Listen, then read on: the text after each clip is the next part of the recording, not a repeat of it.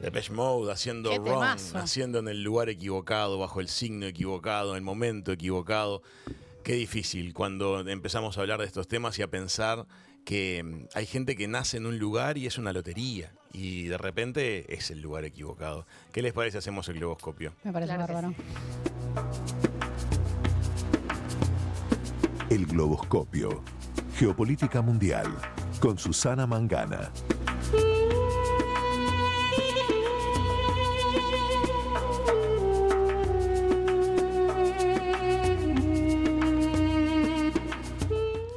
Muy, pero muy bienvenida, Susana. ¿Cómo estás? ¿Qué tal? ¿Cómo estáis, amigos de Hijos de Punta? Aquí un gusto saludaros nuevamente una semana más. Un día más Hola. tarde de lo habitual. Un Sí. poquitito más ¿Qué tarde. tal? ¿Cómo estáis? Estás en Egipto en este momento. Concretamente me encuentro en la península del Sinaí, correcto. Estoy en Egipto, seguiré aquí una semanita más antes de regresar a España, así que bueno, estoy en un sitio, como tú decías, que no sé si es el correcto o el incorrecto, pero sí cercana a un sitio que está concitando el interés mundial por estas horas, semanas ya, prácticamente 2 semanas, y que bueno, que nos tiene a todos en vilo porque sabemos lo que se viene, ¿no? Sabemos los planes que tiene el gobierno y las autoridades israelíes de llevar adelante esa operación de ofensiva terrestre, ¿no? En Gaza y bueno, además hemos tenido otras desgracias que lamentar en esta semana desde que hablamos la última vez, con lo cual creo que era atinada la canción una vez más que habéis elegido, pero también el comentario que hacías, ¿no? ¿Por qué hay personas que se están preguntando por qué me tocó nacer aquí o por qué me toca a mí pasar esto, ¿no?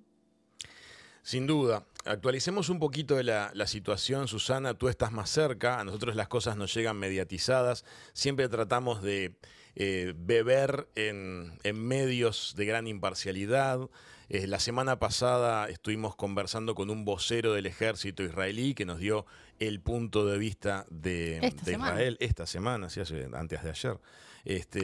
¿Cómo estás viviendo vos las cosas con tus contactos, con tus llegadas, con tu información? Bien, bueno, mira, lo último estoy teniendo aquí al lado mío la pantalla de televisión encendida y estoy viendo los titulares que están pasando en las noticias en Egipto de que mañana se lleva a cabo una cumbre por la paz, una cumbre convocada sobre todo por el presidente egipcio, Abdel Fattah al-Sisi, porque interesadamente quiere convocar aquí a los líderes mundiales. Vienen desde Macron, el presidente Sánchez, el presidente palestino Mahmoud Abbas, o de la autoridad palestina, si queremos ser más precisos, el presidente de Emiratos Árabes Unidos. La idea es reunir a todos los líderes a la máxima cantidad posible mañana aquí en Egipto para discutir cómo seguir con este conflicto bélico, cómo es el futuro que quieren discutir de esa franja de Gaza sobre la que se cierne esa ofensiva israelí en represalia por lo que fueron los atentados y los ataques de Hamás, recordemos el 7 de octubre que asesinaron a 1.400 personas en total y que todavía tienen rehenes, no sabemos exactamente el número porque tampoco sabemos si algunos de esos rehenes quizás hayan perecido, ¿no? Con los bombardeos israelíes llevados a cabo en estas 2 semanas casi que dura ya esta nueva guerra entre Hamás, el Movimiento de Resistencia Islámico, que es una organización terrorista, así tipificada por la Unión Europea, por el Estado de Israel, pero también por Estados Unidos, pero que muchos entienden, no solo en Palestina, sino fuera de ella, para ser exacta en los términos, que es un movimiento de resistencia a la ocupación israelí. Como fuere,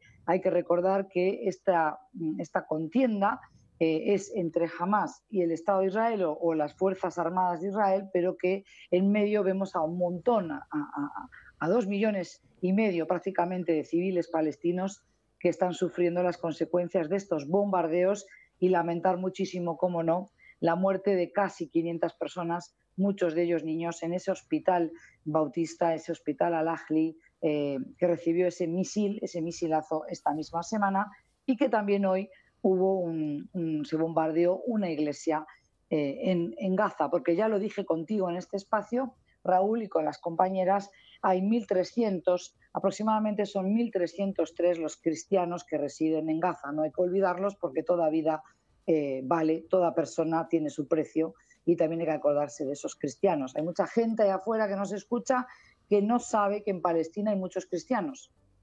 Es un dato que No, sí, no manejábamos, Susana. Es interesante lo que ujú. estás, no sabíamos ese dato. Le contamos a los que nos están viendo a través de YouTube y de Twitch que vamos a compartir algunas imágenes que pueden ser interesantes y que hacen a la charla con Susana. La primera tiene que ver con el planteo de la evacuación por parte del ejército de Israel. El ejército de Israel ha pedido que la población civil de la Franja de Gaza se desplace de la zona norte hacia la zona sur. 600.000 personas han hecho esa especie de procesión. Israel dijo que la carretera principal era corredor seguro durante algunas horas.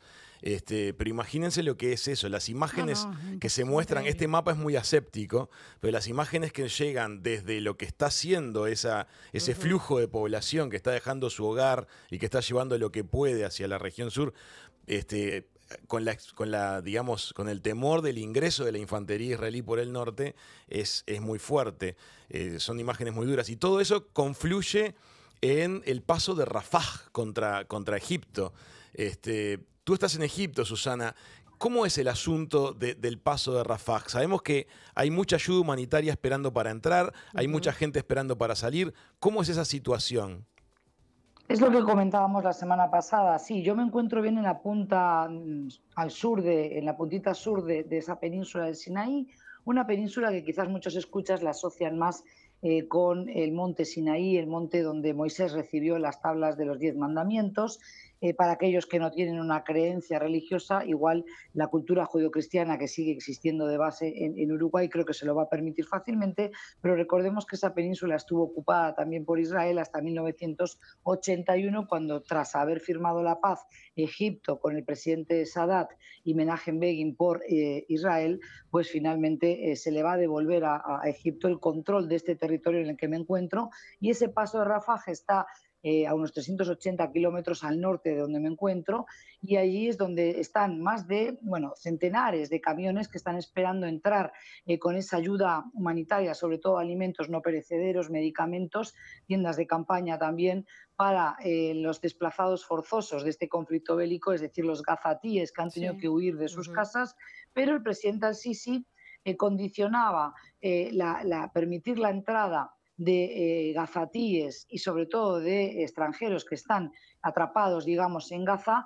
por el paso de Rafah, a que se permitiera la entrada de esa ayuda humanitaria de alguna manera para aliviar el sufrimiento de los palestinos en Gaza, pero no necesariamente recibir ese flujo constante de desplazados forzosos que se convertirían en refugiados, porque una vez que ya cruzan la frontera de su territorio hacia otro tercer país, entonces se convierten en refugiados, ¿sí? Entonces, lo que no quiere el presidente de Egipto, y para eso cuenta con el apoyo de su población, es recibir esa altísima cantidad de personas desplazadas, porque recordemos que se habla de 1 millón de personas que podrían estar desplazándose desde Gaza, y tener que afrontar esa situación que supone una carga económica, pero también anímica y moral, porque de alguna manera esas personas volverían a desalojar o volverían a perder su hogar, volverían a salir como ya salieron en el 48, como ya salieron en el 67, cada vez que había una guerra entre los países árabes e Israel, y por tanto muchos gazatíes también tienen ese temor a marcharse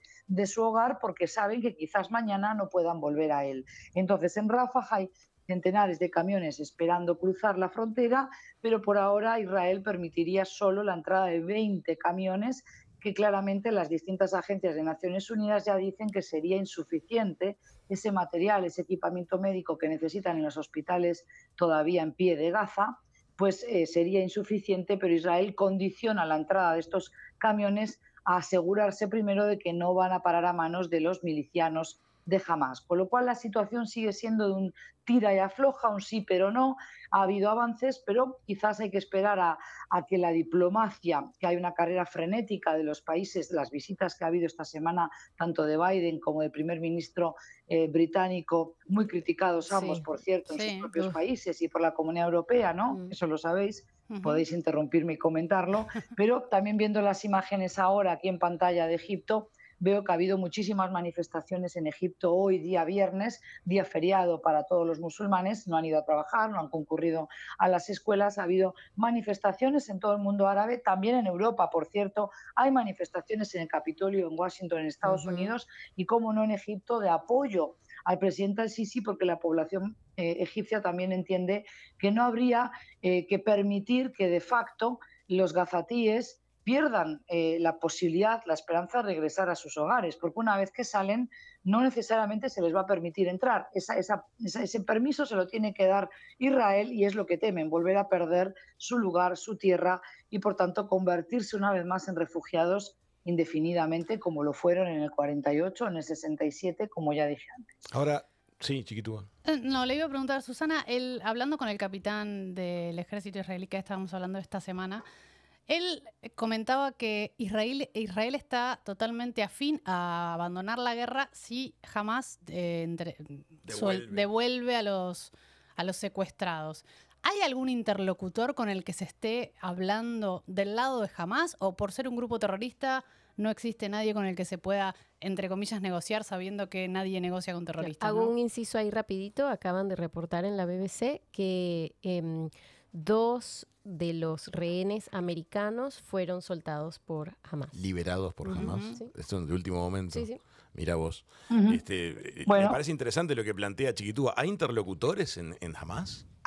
A ver, primero que tenemos que ser conscientes de que lejos de sacar la bola de cristal o cubrirme con un sayo que no me cabe, yo estoy interpretando lo que conozco de la región, que son muchos años de estudiar, de venir y vivir aquí en la región o visitarla muy frecuentemente. De hecho, os hablo desde aquí, desde Egipto, Sí, claro. pero también no puedo saber qué negociaciones se están llevando a cabo, porque son secretas más que seguro, entre autoridades israelíes y representantes de Hamás. Recordemos que Hamás no son solo milicianos, sino que son también un partido político, con lo cual hay, claro que sí, líderes claros, y Israel los conoce sobradamente, sabe dónde están, dónde residen, si están dentro de Palestina o si están en un exilio. Muy probablemente antes vivían muchos en Siria, ahora están desde las revueltas de la primavera árabe, desde que hubo una guerra civil en Siria. Pues se marcharon muchos de ellos también a vivir a Qatar. Sí. Era algo que se le criticaba, ¿no, Raúl? Se le decía a Qatar que acogía a los apestados, a los talibán, Sí. a los islamistas de Hamás, por ejemplo, pero como muchas veces hemos dicho los analistas, después el propio Occidente ha necesitado de esas capitales como Doha para reunirse con esas personas que, por más que no caigan bien, por más que no sean simpáticos a la Realpolitik, hay que tratar con ellos porque son los líderes o los voceros de estos movimientos en los márgenes, ¿sí? En el caso de Hamás, yo desconozco si ahora están en contacto. Me imagino que evidentemente las autoridades, sobre todo el gobierno de Netanyahu, no tanto las fuerzas de seguridad que están preparando esta ofensiva terrestre, y planificando la estrategia a seguir, yo sí creo que tienen la obligación, obviamente, porque así se lo exige su sociedad, ¿no? La sociedad israelí, y también la diáspora judía en el exterior. Probablemente los propios uruguayos judíos estén muy pendientes de los secuestrados, de los rehenes, con lo cual es de cajón que tiene que haber negociaciones. Ahora bien, ¿cómo van a terminar? Ahí acaba de dar la compañera Chiqui también Manuela, ahora me confundo el nombre mirando, Chiqui. ¿verdad? Siempre. Quedo con la duda de cuál es cuál. Siempre Hoy estás con ahí. Chiqui y con Cris. Chiqui con Cris, es verdad, perdón, Cris, en el apuro ahí lo tenía claro. Cris dijo, BBC acaba de anunciar que han soltado a dos rehenes norteamericanos. Bueno, no es casual, ¿verdad? Se acaba de cerrar la visita de Biden. Totalmente. Entonces muy probablemente uno hubiera pensado que estos dos rehenes eran más caros, eran dos personas a retener durante más tiempo, por lo que podrían conseguir canjeándolos por esa liberación de prisioneros que exige Hamás, que pedía inicialmente, esta semana pedía 6.000 presos políticos, presos pertenecientes supuestamente a Hamás y a otras brigadas, como brigadas Al-Qassem, que fueran liberados. No lo teníamos. Israel ya dijo que no, que 6.000, por supuesto, no iba a liberar. Ahora, Susana, te interrumpo porque te quiero hacer 2 consultas que abren a una reflexión importante. Por un lado, te quiero preguntar acerca del riesgo de escalada regional. Y por otro lado, te quiero preguntar acerca de cómo se está posicionando el mundo. Es decir, estamos viendo manifestaciones en todos los países centrales, en los países que no tienen la actitud típica de manifestarse en la calle, también se observa una división a los efectos de la sensibilidad. Aquí en Uruguay, por ejemplo, encontramos gente que reconoce que el ataque de Hamás fue una barbaridad, un disparate absoluto, justifica la defensa de Israel, pero a la vez cuestiona la forma en que se está desarrollando. Hay otros que no, y que van más allá y que se ponen absolutamente del lado de Palestina. Si eso está pasando en Uruguay, me parece que esto es un fenómeno que va a rebotar en todo el planeta.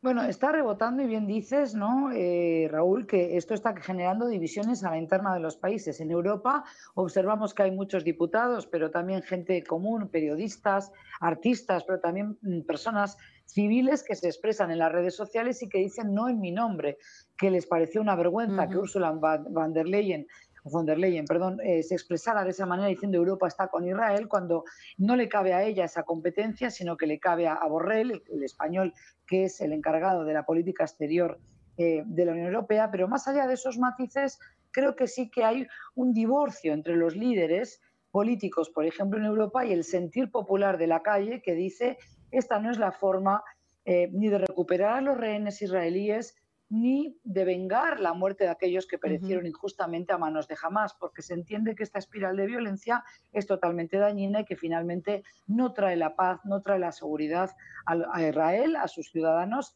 pero que además no acaba con el problema de fondo, que es la ocupación de Palestina, porque además mientras estamos muy ocupados mirando lo que pasa en Gaza y lamentando esas muertes que ya son casi 4.000, mañana se cumplen 2 semanas, mañana sábado se cumplen 2 semanas de los ataques de Hamás, pero hay 4.000 palestinos muertos y más de 1.000 niños que han perecido en estos bombardeos. Entonces, esta no es la forma, porque esto es un castigo colectivo. Entonces, es imposible que Israel siga justificándose y diciendo esto, nuestra seguridad depende de estas operaciones. Y es que además estamos evitando las bajas de civiles, porque eso es imposible. Cuando se tiran misiles, dejan caer bombas, eso es imposible. Entonces, mientras estamos ocupados viendo lo que pasa en Gaza, perdemos de vista que en Cisjordania, que está ocupada militarmente el 63% de Cisjordania, incrementan los ataques de colonos israelíes a familias palestinas, con muertos inclusive. Entonces, esta no es la forma. Vuelvo a decir, la violencia solo engendra violencia y tan lamentable es la pérdida de vidas israelíes como también de palestinos. Lo que ha habido es una deshumanización que no viene de ahora, no viene del 7 de octubre hasta ahora. Es una... En el siglo XXI emplear palabras tan duras como tildar al otro ante cámaras, ante micrófonos y que quede registrado que son salvajes, que son bestias, que son animales, que hay que aniquilarlos a todos. Y esto que genera esa división, como digo, en Europa, ni que hablar que en el mundo árabe y musulmán hay protestas, sobre todo a raíz del bombardeo de Al-Ahli, del hospital Al-Ahli, con casi 500, no llega, pero casi a 500 víctimas mortales, muchas mujeres, niños que se estaban allí refugiando pensando que era un lugar seguro. Y también hay división en Estados Unidos, donde los líderes cierran filas, los políticos cierran filas alrededor de Israel, el primero de ellos Joe Biden, pero ya hemos visto que hay incluso muchos judíos norteamericanos que están diciendo no en mi nombre. Los del grupo del Congreso de ayer eran judíos.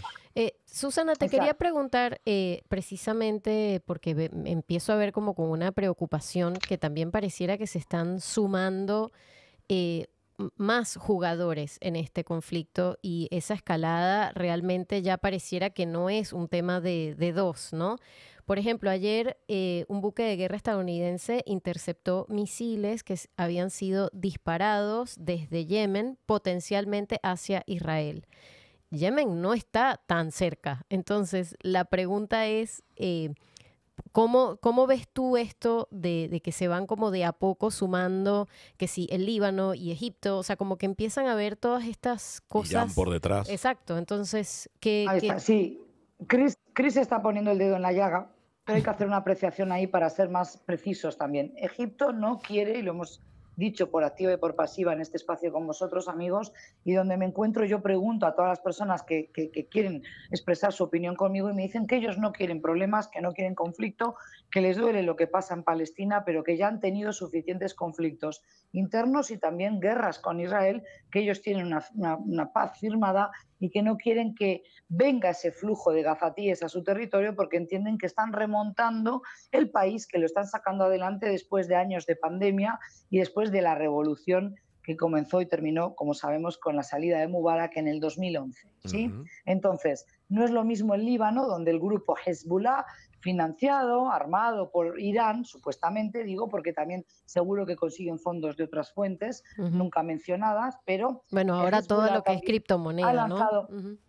Claro, han lanzado misiles hacia el territorio de Israel desde el Líbano. Entonces, esa es una intervención diferente. Ahora, no nos podemos olvidar que cuando se anunció esa negociación por cerrarse entre Arabia Saudí e Israel y la normalización de relaciones con el hermano mayor del mundo musulmán suní hoy, que sigue siendo la Casa Real, el Reino de Arabia Saudí, entonces es cuando surge, oh casualidad, este nuevo conflicto a raíz de los ataques del 7 de octubre de Hamás, pero que fueron planificados con bastante antelación, con mucho tiempo de previsión, ¿verdad? Entonces, aquí hay otros países, como ya hemos dicho en este espacio, que se están frotando las manos. Por un lado, Irán, porque de esta manera torpedea a este acuerdo de paz entre Arabia Saudí, que ya nos ha vuelto a hablar del tema, e Israel, porque no es el momento, obviamente, pero también se están frotando las manos países como Rusia, que aprovecha este momento para dar palo, para castigar a Estados Unidos, criticar su política exterior y sobre todo la hegemonía estadounidense en una región como Oriente Medio, donde Rusia, cuando era la URSS, tenía mucho que ver, este país donde me encuentro en Egipto, la construcción de la represa de Asuán, que la conoceréis seguramente, o habréis escuchado hablar de ella, con Nasser, el presidente egipcio Nasser, se construyó con dinero y apoyo de la Unión Soviética, pero Rusia ha mantenido siempre una muy buena sintonía con países como Egipto, como Siria, porque recordemos que países como Siria también eran abiertamente reacios a consumir ese capitalismo y ese imperialismo fabricado en Estados Unidos, hasta hoy día. Entonces, aquí hay intereses múltiples que están utilizando esta causa, la causa palestina, pero sobre todo este nuevo conflicto que se ha desatado entre Hamás y entre Israel para seguir arañando intereses y para seguir conquistando cuota de poder y de liderazgo en la región. A mí me preocupa mucho, además de la escalada que seguramente va a venir, porque hay muchos intereses para que escale, ojalá salga bien esta cumbre que sí que se está formando hoy. Pero también me preocupa mucho la división social que se provoca en todos los países en cuanto a la forma de pensar. Pareciera que nos obligan a todos a tomar una postura definitiva sobre cada una de estas cuestiones. Y hay veces en las cuales estas cuestiones tienen raíces tan profundas, tan históricas, tan complejas, que uno no está en condiciones de establecer una decisión definitiva. Y a la vez cuando te mantenés, digamos, con una postura de serenidad y de observación, se te etiqueta como tibio. Me preocupa eso a nivel mundial. A ti y a mí, porque esto, por ejemplo, a mí me salpica directamente porque la gente, y sé que muchos escuchas en Uruguay me lo han hecho saber, están esperando mis opiniones, mis comentarios, pero uno sabe que diga lo que diga, siempre se va... No es el miedo a la crítica, es el miedo a seguir polarizando. Exacto. Hoy nosotros lo que queremos es evitar eso. Opinólogos, que entonces nos agarramos de una cosa y entonces si la persona que estamos escuchando no dice exactamente lo que yo quiero escuchar, ya lo tengo que maldecir, ya lo tengo que denostar o criticar. Y lo que tenemos que ayudar entre todos es a bajar los decibeles.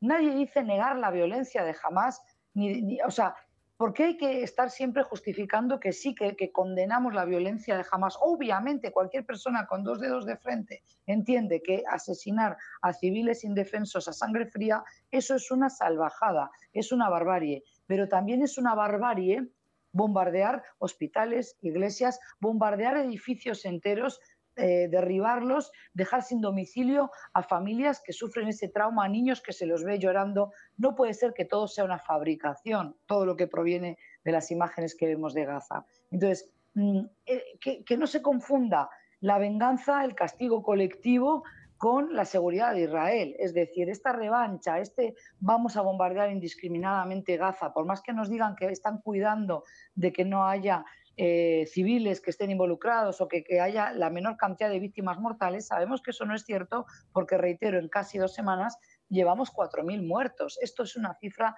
elevadísima y evidentemente si todos los líderes mundiales se están dando cita mañana aquí, ya algunos están llegando esta noche, hoy viernes, al Cairo, es porque están preocupados por la escalada bélica que pueda haber en la región, por más que, reitero, yo creo que la inmensa cantidad de países musulmanes que rodean y árabes que rodean a Israel no están pensando en empezar una guerra con Israel. Lo que están pidiendo a nivel de opinión pública en las calles, en las manifestaciones, es que se paren las agresiones sobre los gazatíes, Claro, sí. sobre los palestinos, sí, porque mueren personas, tan personas como los israelíes que perecieron en los ataques de Hamás, y por eso no es de recibo que autoridades, por más que estén con el trauma, con el dolor, con la carga psicológica de haber visto las imágenes que vieron en los kibbutz, se refieran a los palestinos como bestias, como salvajes, porque en ese saco meten a todos, meten a todos, al palestino que está con Hamás como el que no lo está, al musulmán palestino como al cristiano. Susana, muchísimas gracias por el contacto de hoy.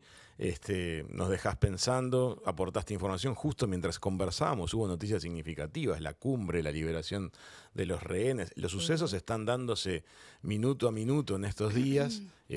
Gracias por este ratito junto a nosotros. La iglesia bombardeada, y Raúl, no es menor y hay que cerrar con esta cuota, ¿no? Lo que hacemos cuando estamos comunicando, tanto vosotros tres, Cris, Chiqui, como tú, Raúl, y yo, es intentar poner paños fríos, que no es ser tibios, pusilánimes, no es que no nos animemos a hablar claro, pero no somos, no estamos haciendo una manifestación en un micrófono, no queremos arengar a nadie a odiar al otro. Obvio. Lo que tenemos que entender es que hay un conflicto y que hay que destrabarlo y que hay que buscar como pedía Lula, ¿no? en Naciones Unidas, y fue trancado por el veto de Estados Unidos. Nos sorprendió, eso parecía que salía. sí.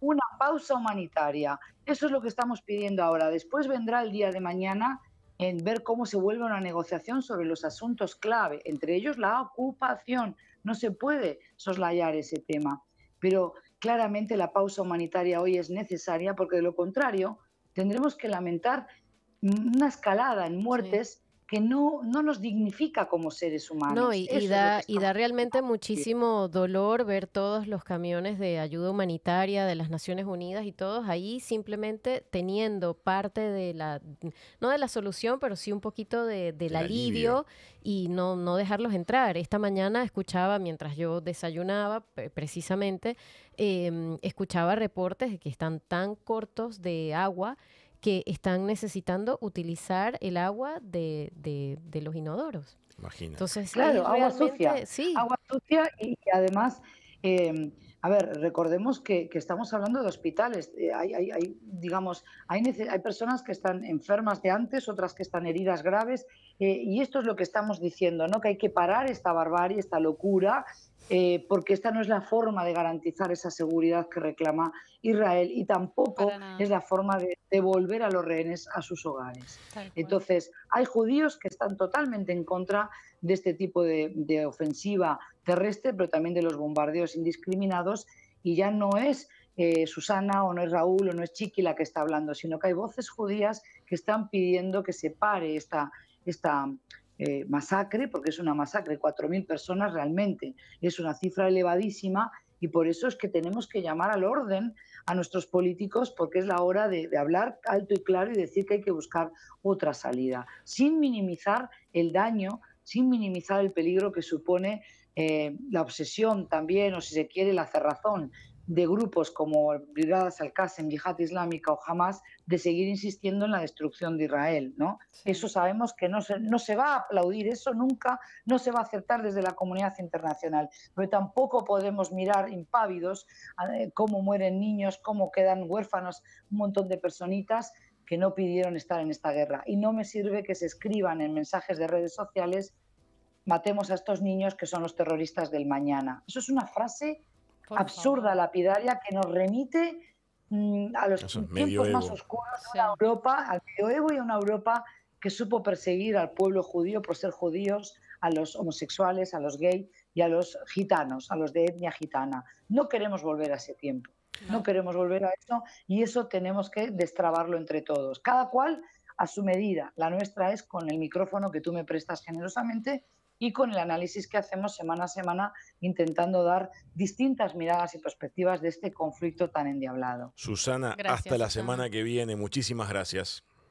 Muchas gracias a vosotros y perdón por el lapsus, Cris. La semana que viene ahí te tengo. No hay problema. La atención me quiere repetir mucho con el guión en la cabeza. No, Cuídate no. mucho. Un abrazo. Chao, chao. Amigas, amigos, Susana Mangana hacía Globoscopio desde Egipto. Todo el mundo quiere gobernar el mundo. Vamos a escuchar a Tears for Fears diciéndolo.